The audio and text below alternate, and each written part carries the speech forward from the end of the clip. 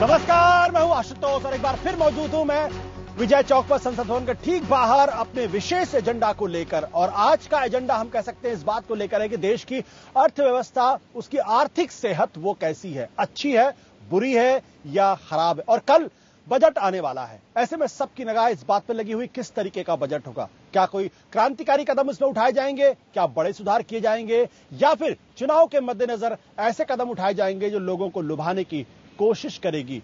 लेकिन आज दिन भर चर्चा इस बात को रही, जिस तरीके से आर्थिक सर्वेक्षण आया है और आर्थिक सर्वेक्षण के जरिए सरकार ने कहने की कोशिश की है कि अर्थव्यवस्था में जो गिरावट आ रही थी अब वो सिलसिला रुकता नजर आ रहा है और अब अर्थव्यवस्था यहां से बेहतर होगी। इन्हीं तमाम मसलों पर आज करेंगे चर्चा और हमारे साथ रहेंगे तमाम मेहमान। लेकिन पहले देख लेते हैं ये रिपोर्ट।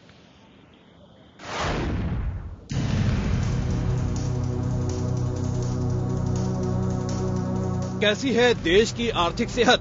देश का आर्थिक सर्वेक्षण कहता है कि आर्थिक मंदी खत्म होने वाली है और अर्थव्यवस्था की गाड़ी दोबारा पटरी पर लौट रही है। आर्थिक सर्वे जाहिर है खुशनुमा आंकड़े दिखा रहा है। वर्ष 2014 में जीडीपी दर यानी सकल घरेलू उत्पाद की दर 6.1 से लेकर 6.7% तक रहने का अनुमान है, जबकि इस साल की जीडीपी ग्रोथ 5% रह सकती है। इतना ही नहीं, मार्च महीने में महंगाई दर भी घटकर 6.2 से 6.6% तक पहुंच सकती है।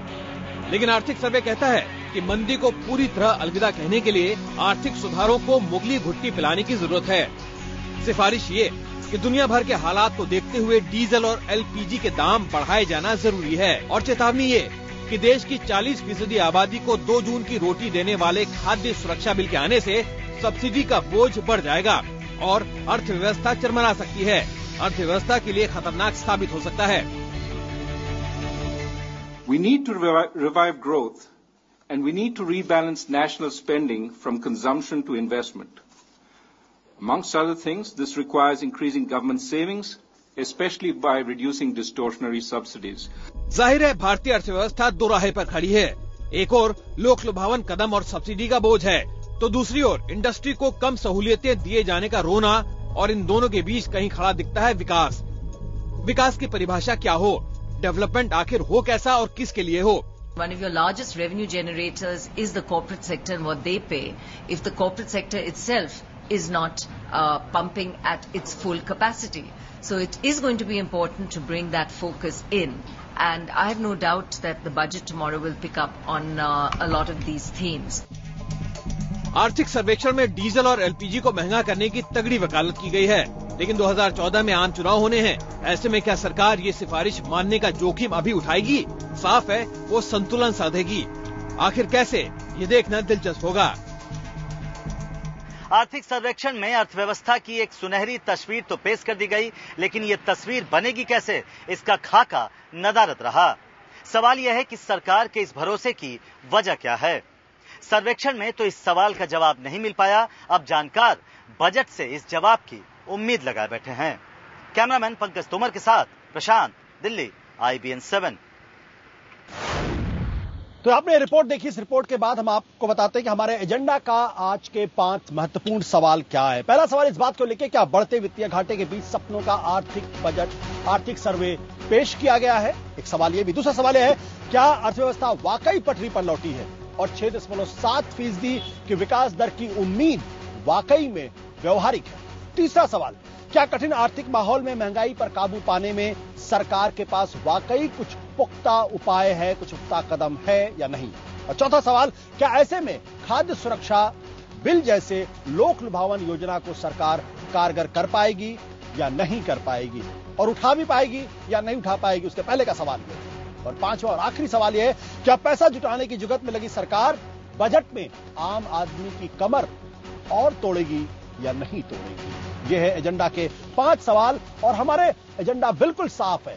हमारा एजेंडा बिल्कुल साफ है कि किसी भी हालत में अर्थव्यवस्था की रफ्तार मंद नहीं होनी चाहिए, और अगर सरकार को यह लगता है कि अर्थव्यवस्था वाकई बेहतर स्थिति में है तो उसको रफ्तार देने की कोशिश करनी चाहिए। बाकी लोक लुभावन मामलों से हो सकता वोट मिल जाए, लेकिन उससे देश और सरकार की हालत बेहद खराब हो सकती है। इन तमाम मसलों बातचीत करने के लिए हमारे साथ खास मेहमान मौजूद हैं।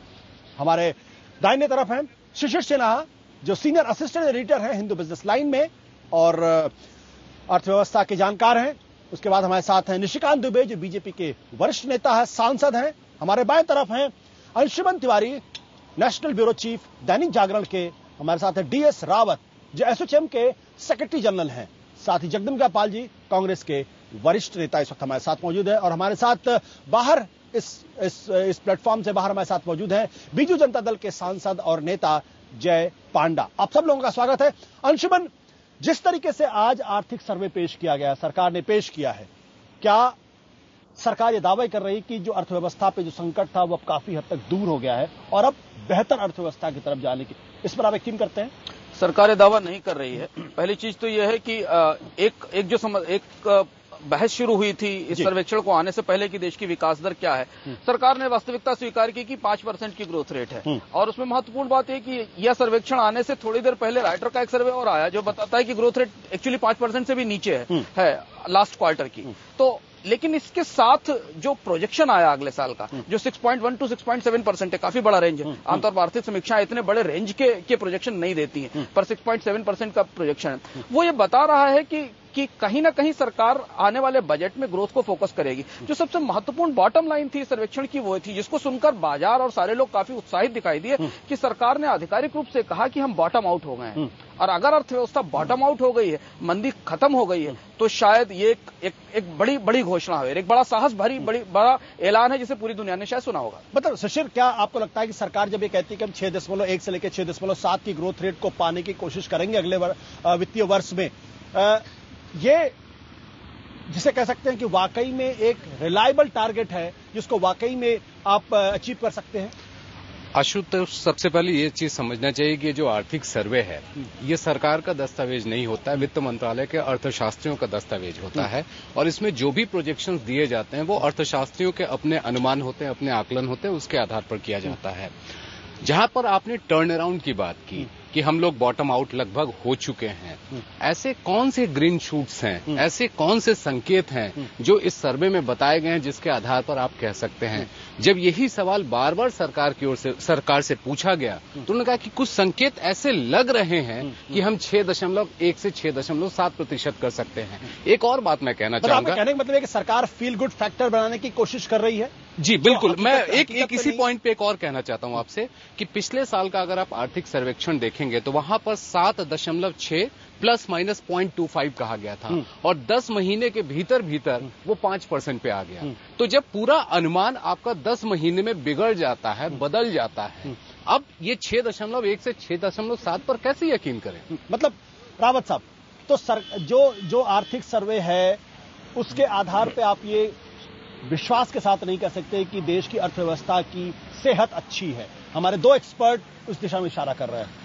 देखिए, जो जैसे अभी शशि जी ने बताया कि जो ये आर्थिक सर्वेक्षण है, इससे तो जो है वो संकेत नहीं मिलते हैं कि आप आने वाले, ये तो एक भविष्यवाणी की तरह आप कर रहे हैं कि जी 6.7 हो जाएगा या इतना हो जाएगा। उसके लिए आपको बहुत महत्वपूर्ण कदम लेने होंगे। इस बात के आपके सामने है कि पिछले ऑलमोस्ट पूरा वर्ष जो है वो इनएक्शन में निकला पूरे पार्लियामेंट में और पूरी सरकार का। उसके बाद जो है, देखिए, इसमें चिदम्बरम साहब या प्रणब मुखर्जी साहब की बात नहीं मैं कर रहा हूं। उस समय के हालात ऐसे हो चुके थे कि जब सरकार ने 2, 3, 4 कदम लिए हैं कि जो कि इस बात का संकेत करते हैं, संकेत भी नहीं करते, भरोसा देते हैं कि भाई अब सरकार कुछ न कुछ काम लेगी। मैं समझता हूं कि अगले साल के लिए अभी देखिए इन्वेस्टमेंट आया नहीं है, इन्वेस्टमेंट नहीं आ रहा है। ये जो आप कैपिटल मार्केट में थोड़ा सा उछाल देख रहे हैं, ये यूएस से पैसा आ रहा है, एफआईआईज का पैसा आ रहा है, उससे थोड़ा सा इसका भरोसा जागा है। मैं ये बात मानने के लिए तैयार नहीं हूं कि जो आपने ऐसे स्ट्रांग फंडामेंटल्स इकोनॉमी के बना दिए हैं कि 6.7 जो है वो हो जाएगा। उसके लिए सरकार को बहुत ही आप भी बहुत उत्साहित नजर नहीं आते। जगदम्बिका पाल जी, ना रावत साहब उत्साहित है, मतलब इंडस्ट्री में उत्साहित है, ना ही अंशुमन तिवारी और ना ही शिशिर सिन्हा।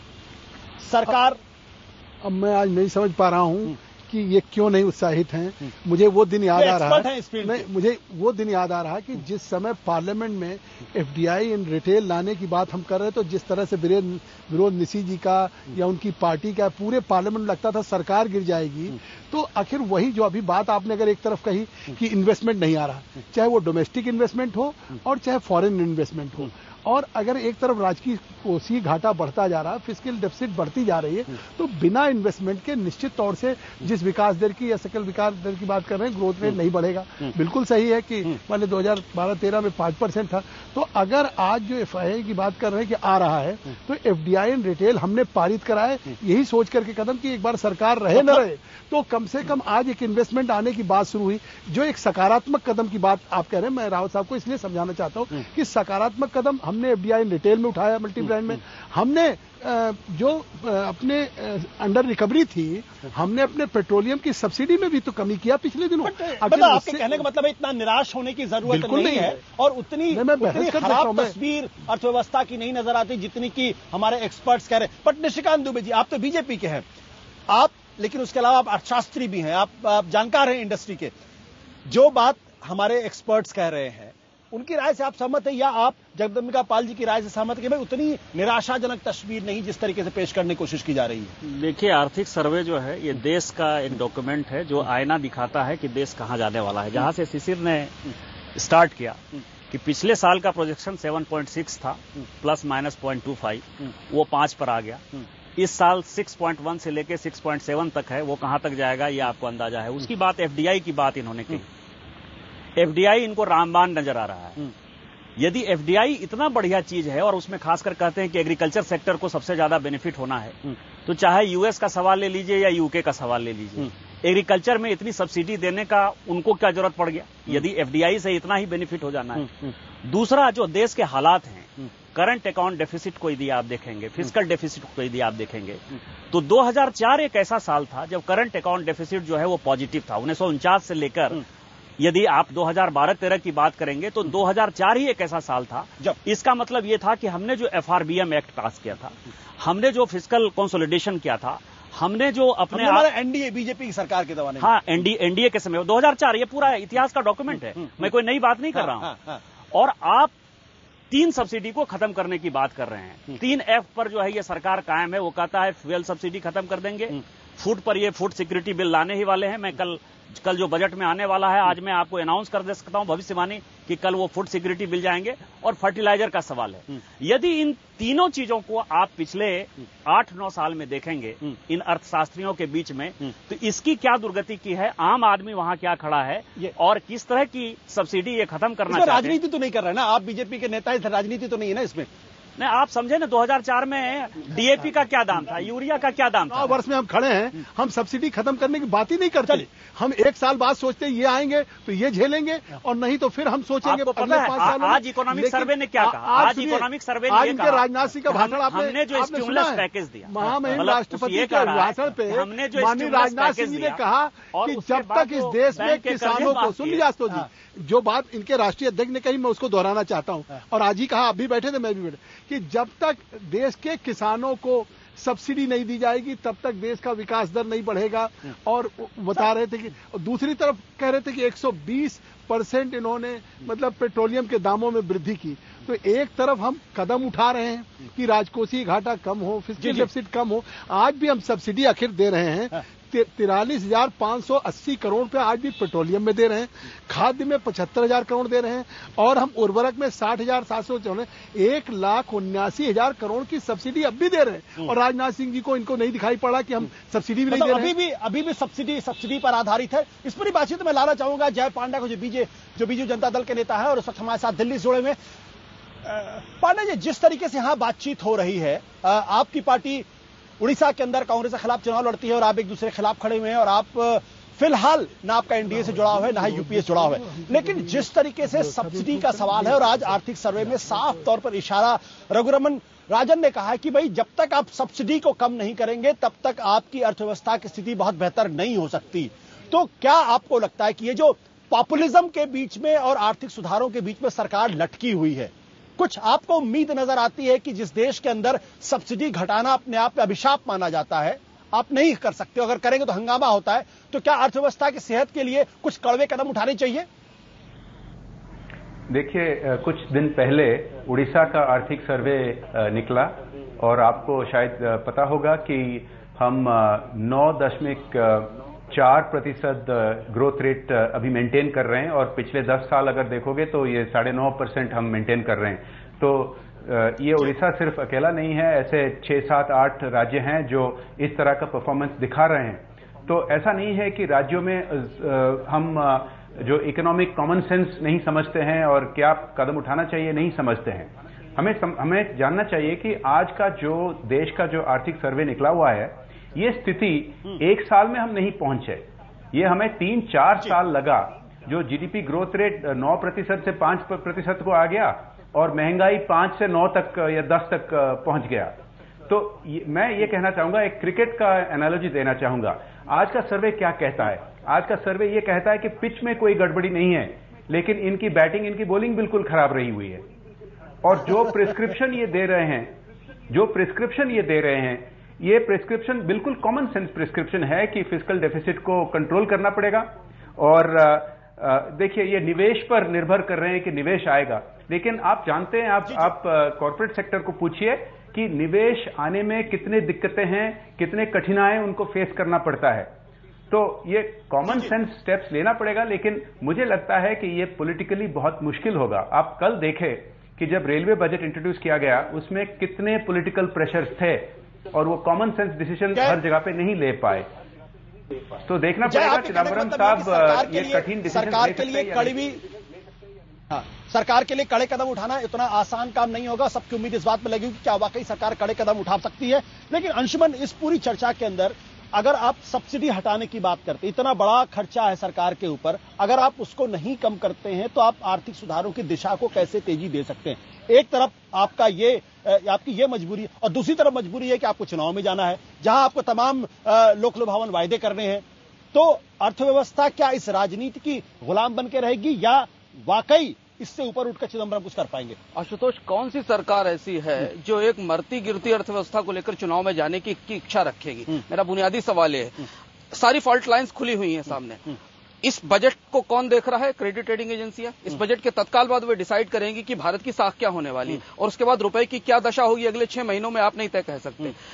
इस बजट की पृष्ठभूमि में जहां हम खड़े हुए हैं, वहां डबल डिजिट की इन्फ्लेशन है, वहां पर ग्रोथ बिल्कुल नीचे है। तो कौन सी ऐसी सरकार और कौन सी ऐसी समझदार सरकार होगी जो इतनी खराब स्थिति में चुनाव लड़ने की कोशिश करेगी? इसलिए सवाल सब्सिडी वास्तव में, और यही वजह थी, नहीं तो ये सरकार ने अक्टूबर नवंबर में सब्सिडी हटाने का फैसला ना लिया होता, आज इकोनॉमिक सर्वे उसको सपोर्ट और सेकंड ना कर रहा होता। और कल हो सकता है चिदम्बरम ये बात फिर कहें कि हम सब्सिडी हटाने के संकल्प हैं। उसकी वजह की देखिए, वोट बाद में है, ग्रोथ पहले है, और इस बगैर ग्रोथ के राजनीतिक दल तो पहले वोट बाद में ग्रोथ नहीं, लेकिन ये उल्टा है।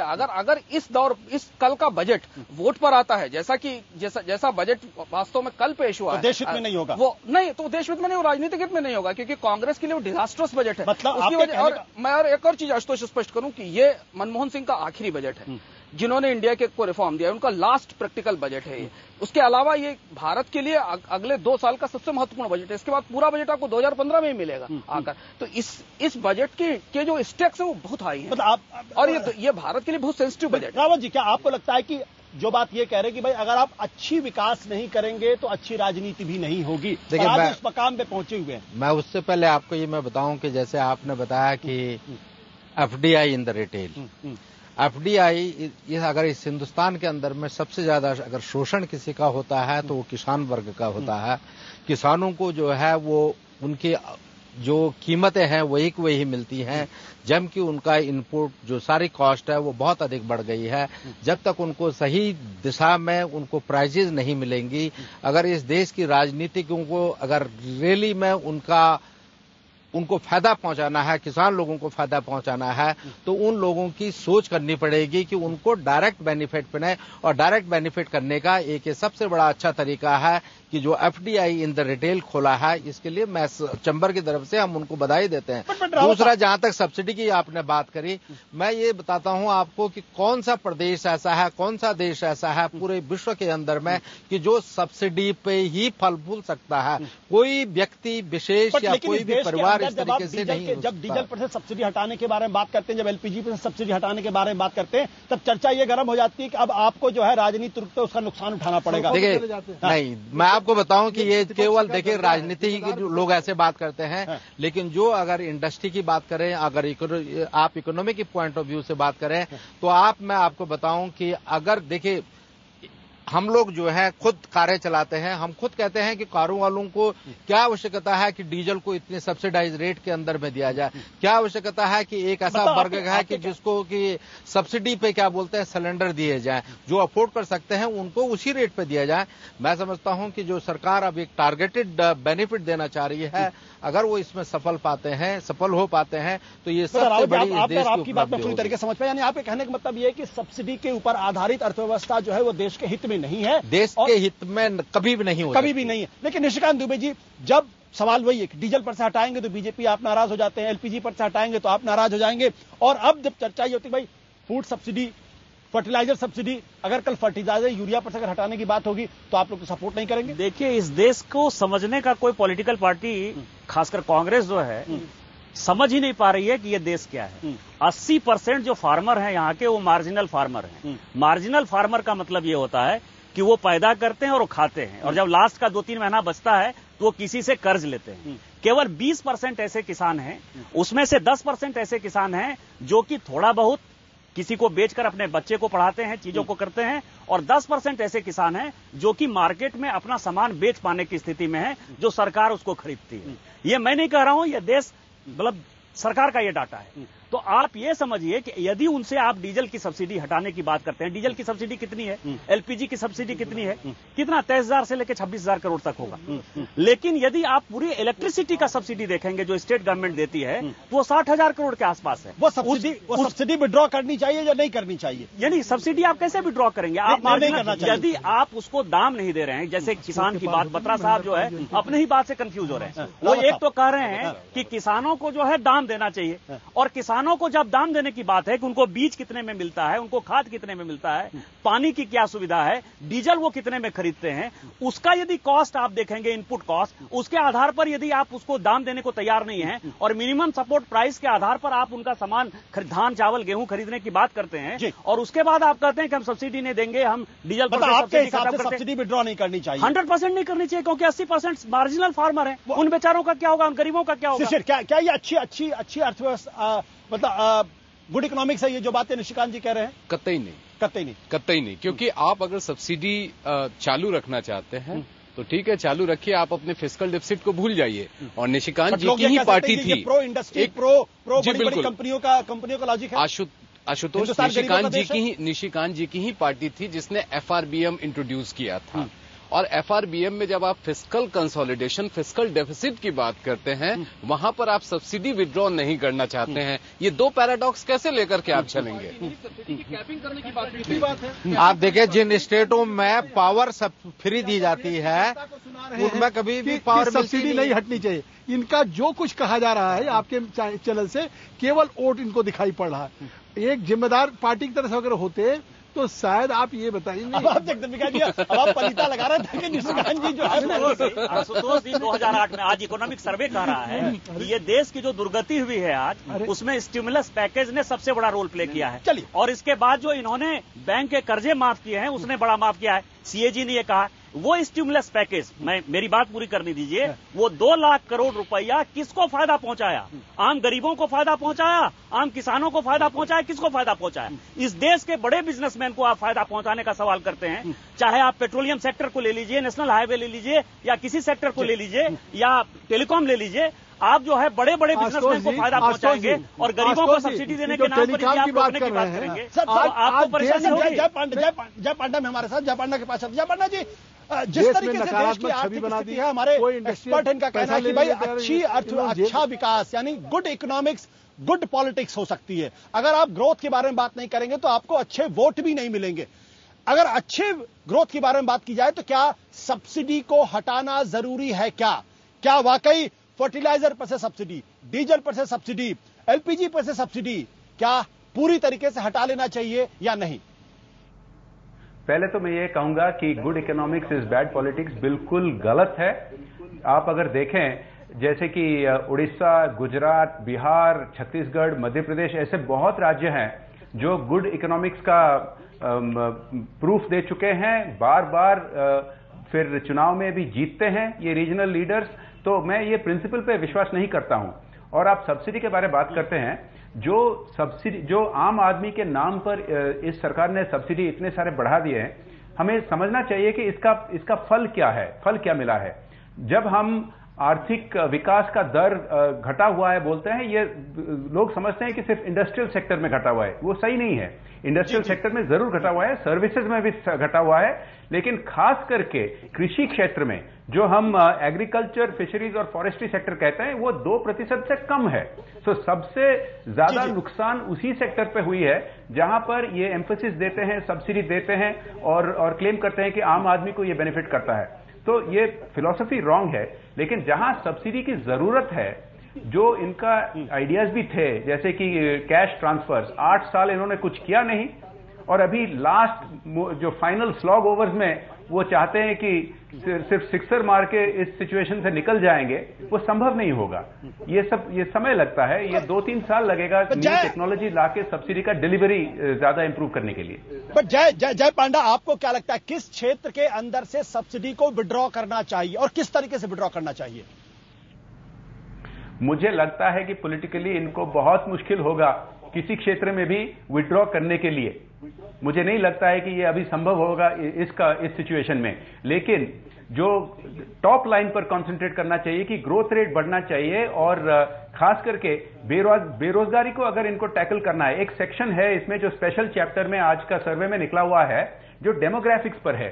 ये तो बहुत डेंजरस है, क्योंकि ये कह रहा है कि अगर ठीक कदमें नहीं उठाते हैं अभी, तो प्रोस्पेक्ट यह है कि 28 लाख से 1.7 करोड़ जो नौकरियां जो होने चाहिए वो नहीं बनेंगे।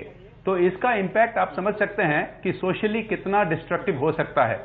तो it will be very difficult for them to do that unless they focus on improving the top line which is the growth. Okay, आपके कहने का मतलब टॉप लाइन इंप्रूव करना चाहिए। बट शिशिर, छोटी सी बात आपसे कहना चाहूंगा, चूंकि यहां पर अर्थनीति और राजनीति की बात करें, आप ये देखिए अर्थ पर राजनीतिक विरोधाभास कैसे है। चाहे आप डेट वेवर स्कीम की बात कर लीजिए, चाहे मनरेगा की बात कर लीजिए, क्या मनरेगा में असेट क्रिएट हुआ है? क्या नहीं हुआ है। आप डेट वेवर की बात करें, सीएजी की भी रिपोर्ट है और ये बात कई बार जाहिर हो चुकी है कि इसका फायदा किसानों तक नहीं पहुंचा है।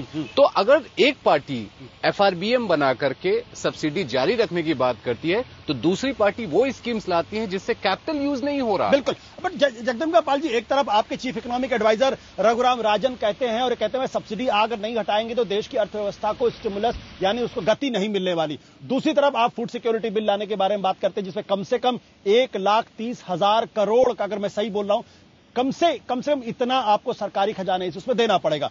तो ये आपस में विरोधाभास नहीं है क्या कि क्या फूड सिक्योरिटी बिल वो भी चुनाव के अंतिम समय में लाने की बात कर रहे हैं? नहीं, देखिए, एक बात जो आप रघुराजन की बात करें, खुद प्रधानमंत्री ने इस बात की चिंता जाहिर की कि देश को कड़े निर्णयों के लिए तैयार रहना होगा। देश की अर्थव्यवस्था या देश की जो है उसके लिए निश्चित तौर से जो अंडर रिकवरी है या हमें सब्सिडी को मतलब निश्चित तौर से कम करना पड़ेगा दिन ब दिन। और कब तक हम सब्सिडी पे मुनस्सर रहेंगे।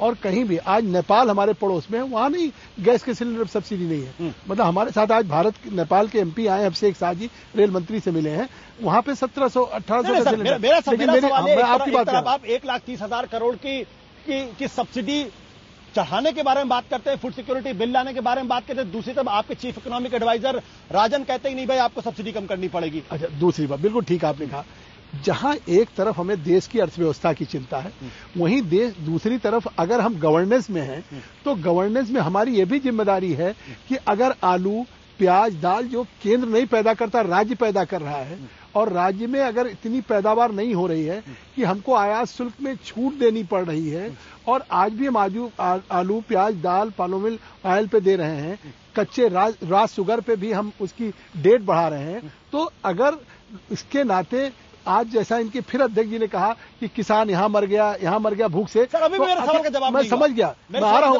आपके सवाल के जवाब पे आ रहा हूँ कि हम इस वेलफेयर स्टेट में अगर किसान को राज्य सरकारें आत्मनिर्भर नहीं बना पा रही हैं, उनको 2 वक्त का खाना या खाद्यान्न नहीं हो रहा, तो हम उनको भोजन के समय याद क्यों आ रहा? पिछले 9 साल में क्यों नहीं याद आया? नहीं, देखिए, एक कानून बनाने के लिए ये राज्यों में भी प्रचारित किया हमने। ये कानून हमने बनाने में 2 साल 2.5 साल लगता है कोई कानून बनाने में।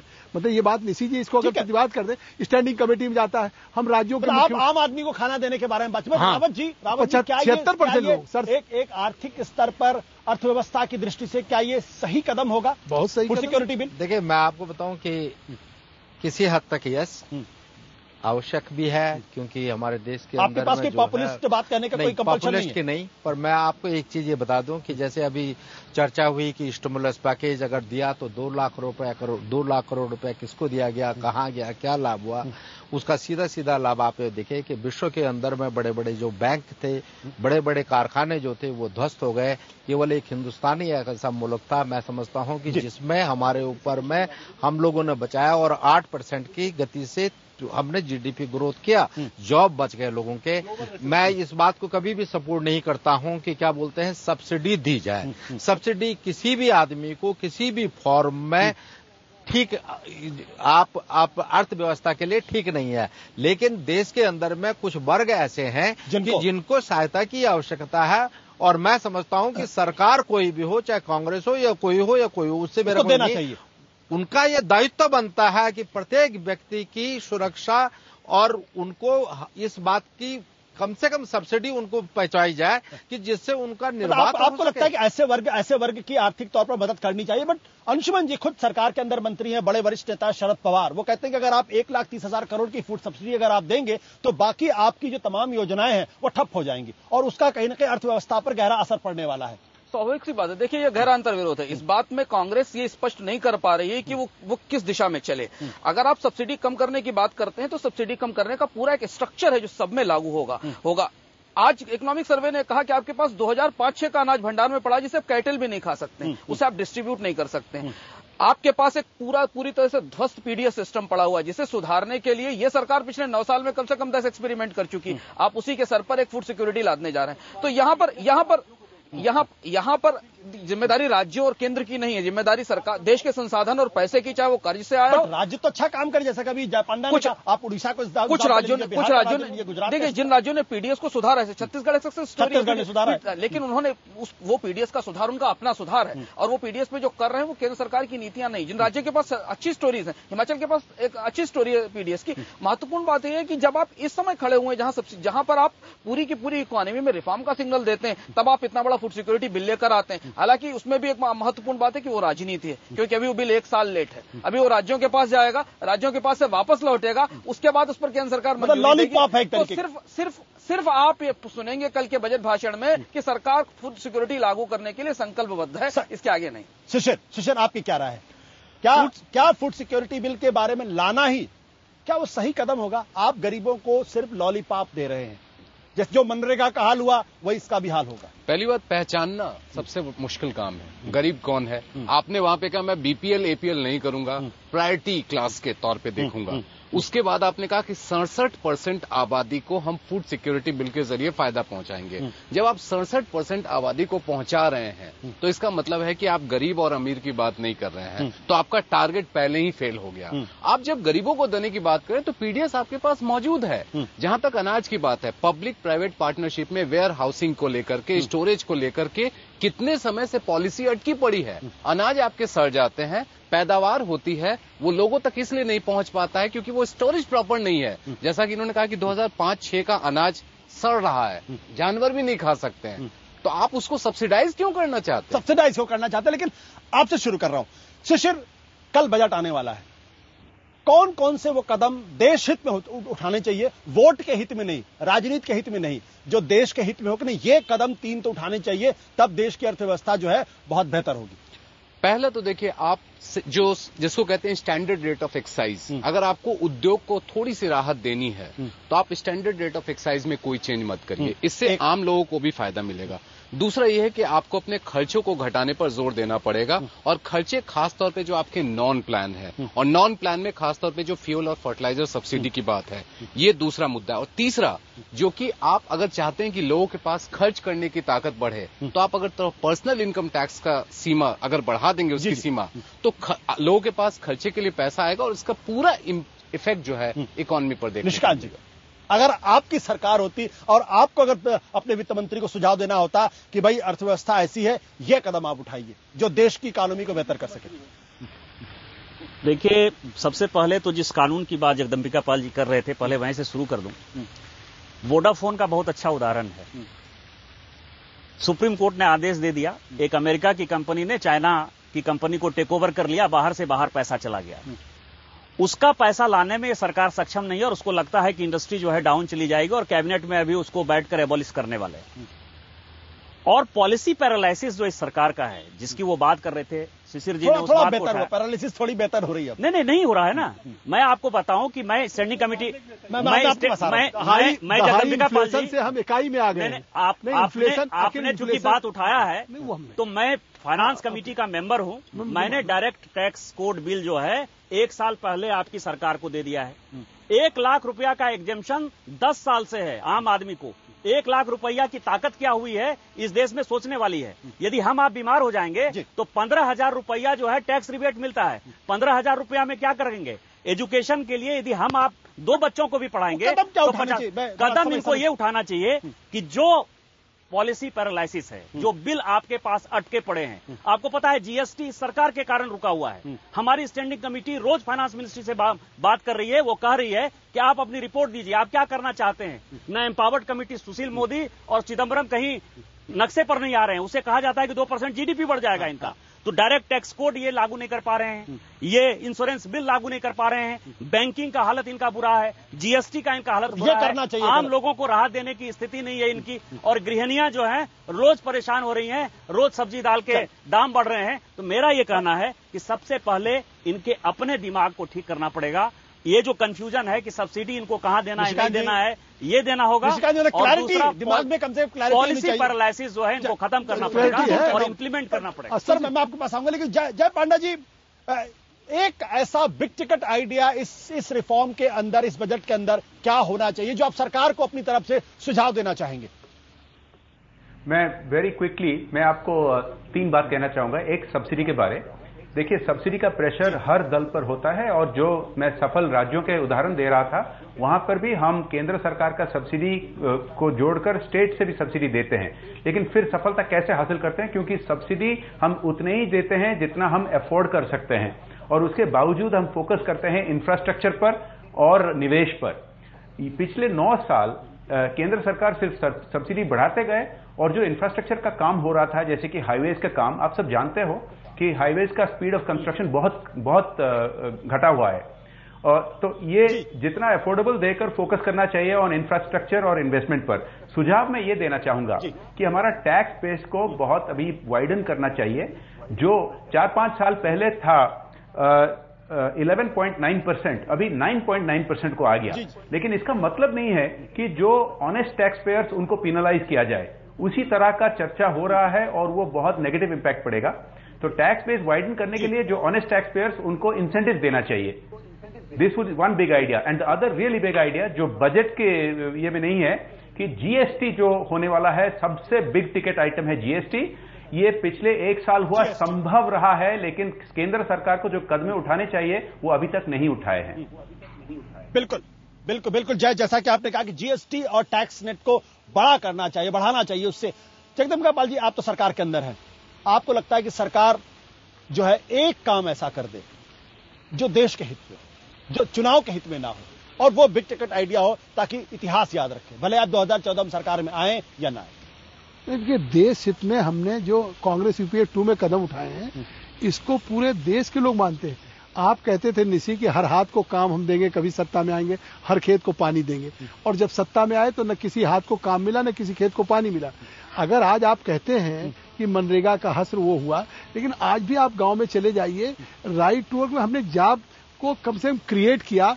ठीक है, आप कह रहे हैं परमानेंट एसेट नहीं बना, आज गांव में तालाब बने हैं। जो आज चर्चा हो रही थी सूखा और ओला पे, मुलायम सिंह जी जो कह रहे थे कि तालाब फिर से खोद देंगे, तो सर चर्चा होगी। सर आज सरकार सर नहीं, इस बात से मैं सहमत हूं कि अगर एक तालाब पे दोबारा पेमेंट हो रहा तो उसके खिलाफ बिल्कुल कार्रवाई होनी चाहिए, और हो रहा है। भ्रष्टाचार निश्चित तौर से मनरेगा में, लेकिन अब उसकी जिम्मेदारी कि अगर हम एक अच्छे काम को शुरू करें और उसमें राज्य की सरकार हो और उस मनरेगा को सीधे बेनिफिशियरी के हाथों में। टाइम कम है, मैं सवाल पूछना चाहता, सवाल था मेरा वो एक आइडिया जो सरकार को करे और दुनिया याद रखे।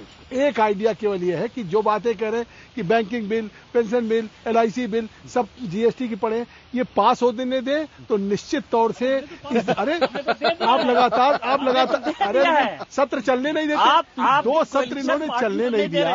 अच्छा कौन जिम्मेदार? हम उन बिल को पेंडिंग पड़े चिंता करते हैं, नेता सदन करते हैं। आपकी चिंता ये कि बीजेपी अगर आपका साथ दे दे तो सारा काम हो जाए। निश्चित मैं आपको बताऊं कि अगर कम से कम वित्त मंत्री को, मैं समझता हूं कि सरकार को कल और उस निश्चित तौर से देश हित में होगा, पार्टी के हित में होगा, GST की डेट निश्चित तौर से अक्टूबर कर देनी चाहिए वित्त मंत्री को कि अक्टूबर से ये लागू हो जाएगा। इससे रेवोल्यूशन आ जाएगा पूरी कंट्री के अंदर में। प्रोसेस रिफॉर्म्स और गुड गवर्नेंस की दिशा में जाना चाहिए। तीसरा APMC एक्ट को जो है उसमें सुधार लाना चाहिए। और last but not the least मैं ये कहूंगा कि जो डोमेस्टिक सेविंग होती है हमारे, उसको एक ऐसा इंस्ट्रूमेंट बनाया जाए कि ये कारपोरेट सेक्टर में जाकर के इन्वेस्ट हो जाए कि जिससे कि ये प्रोडक्टिव यूज में आ जाए। अंशुमन, GST टैक्स नेट को बढ़ाना सरकार कर पाएगी? बहुत सारे सैद्धांतिक चीजें हैं, हम आपको बिल्कुल बुनियादी चीज बता रहे हैं जहां से चीजें निकलने की संभावना है और शायद चिदम्बरम ऐसा कुछ करते दिखाई देंगे। पहली चीज ये कि जो पिछले बजटों ने किया उसे अंडू करें। पिछले बजटों ने इस देश का बहुत नुकसान किया है। बुनियादी बात है कि आपको कौन सी ग्रोथ चाहिए, आपको रियल इकोनॉमी, क्या चीज अंडू करना? मैं बता रहा हूं आपको कौन सी ग्रोथ चाहिए, आपको रियल इकोनॉमी ग्रोथ चाहिए या बहुत सारी स्कीमों से लदी फदी जिसमें बहुत सारा पैसा जाता है वो इंक्लूसिव ग्रोथ चाहिए। पूरा मैसेज पूरे ग्लोबल इन्वेस्टर कम्युनिटी को जाना है कि इंडिया वापस उस ग्रोथ सेंट्रिक स्ट्रेटजी पे आ रहा है जो प्योर इन्वेस्टमेंट से ड्राइव होती है, जहां इन्वेस्टमेंट आता है। ये बात आज रघुराम राजन ने कही है कि आप कंजम्पशन से बाहर निकलकर इन्वेस्टमेंट लेड ग्रोथ पर आइए। दूसरी चीज प्रणब मुखर्जी के 3 बजट इंडिया में रिकॉर्ड टैक्सेशन बजट थे। 1 लाख करोड़ के टैक्स पिछले 3 बजटों में आए। और आप बात मानकर चले कि महंगाई की जो जटिल समस्या ये देश झेल रहा है वो उन बजटों से निकली है। वित्त मंत्री को प्रोडक्शन कॉस्ट कम करने के लिए कुछ ना कुछ कॉन्क्रीट ढंग से जरूर करना पड़ेगा इस बजट में, चाहे वो इनडायरेक्ट इंसेंटिव के थ्रू आए, चाहे आप एक्साइज ड्यूटी स्ट्रक्चर को ओवरहाल करें। आप उदाहरण देखिए, हम 3 साल में सर्विस टैक्स का रेट 7.5 से 12.5% पर पहुंच गए और फिस्कल डेफिसिट वही है क्योंकि रेवेन्यू जनरेशन नहीं बढ़ा और कल ये 14% हो जाएगा। सबसे महत्वपूर्ण बात है कि अगर आप कॉस्ट ऑफ प्रोडक्शन घटाएंगे तो उसका सीधा फायदा वहां जाएगा जहां महंगाई है। और आप फिर मैं वापस लौट कर आता हूं, भारत की सारी आर्थिक समस्याओं की जड़ में मूल रूप से महंगाई खड़ी हुई है क्योंकि उसने सारी क्राइसिस का चेन तैयार किया है। वित्त मंत्री अगर ये करते दिखते हैं तो शायद ये बिग टिकट होगा, शायद ये बिग टिकट आइडिया होगा। लेकिन महत्वपूर्ण सवाल इस बात को लेकर पूरे देश की नजर इस वक्त इस बात पर लगी, कल पी चिदम्बरम जब संसद के अंदर बजट पेश करेंगे तो उसमें क्या कदम उठाए जाएंगे। एक तरफ मुश्किल है, दूसरी तरफ राजनीतिक मजबूरियां भी है। और तीसरा सवाल इस बात को लेकर अर्थव्यवस्था अंतर्राष्ट्रीय स्तर पर अब यह कहा जाने लगा कि मंदी के दिन अब दूर होते जा रहे हैं और अर्थव्यवस्था आर्थिक स्तर पर जो है वो बेहतर होती जा रही है। ऐसे में क्या चिदम्बरम राजनीति को चुनेंगे या अर्थव्यवस्था को चुनेंगे, एक बड़ा सवाल होगा और इसके बीच से ही रास्ता निकालने की कोशिश की जाएगी। बहुत बहुत शुक्रिया हमारे तमाम मेहमान इस बातचीत में शामिल होने के लिए। वक्त छोटे से ब्रेक के बाद लौटेंगे तो विजय चौक से हमारी इस विशेष चर्चा में आपको बताने की कोशिश करेंगे कि आखिर हमारे अपने दर्शकों की राय इस पूरे मसले पर क्या है।